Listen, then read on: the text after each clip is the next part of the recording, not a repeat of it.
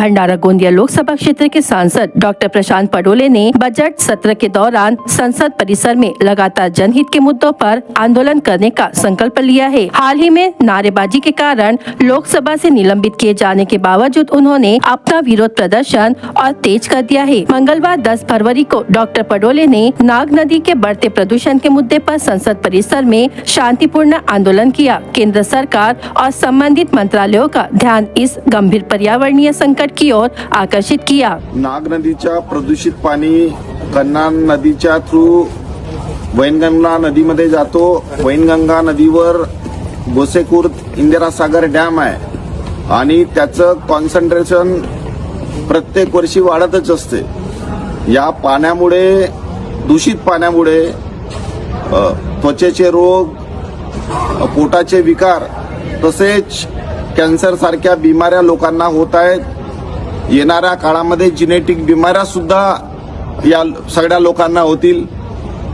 Wainganga Nalganga project हा अकोला बुलढाणापर्यंत जाणार आहे। आज या गोसे डॅमच्या प्रदूषित पाण्यामुळे आणि जी सुरुवात नाग नदीपासून होत आहे पूर्ण विदर्भ भरकटल्या जाईल।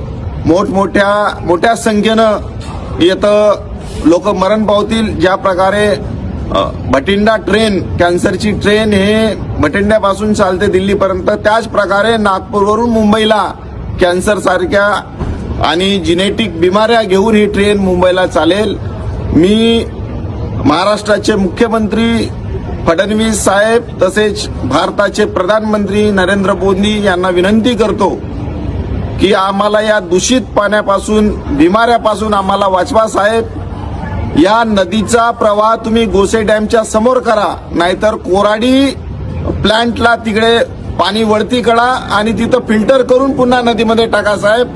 आणि ट्रीट द सोर्स, जे या नदीला प्रदूषित करत आहेत त्यांच्यावर कारवाई करा आणि त्यांना एसटीपी लागवायला सांगा आणि फिल्टर करून हा पाणी गोसे डॅमच्या समोर वरती करा साहेब। मी आपणास विनंती करतो की आपण हे सगळे कराल आणि आमच्या लोकांचा जीव वाचवाल।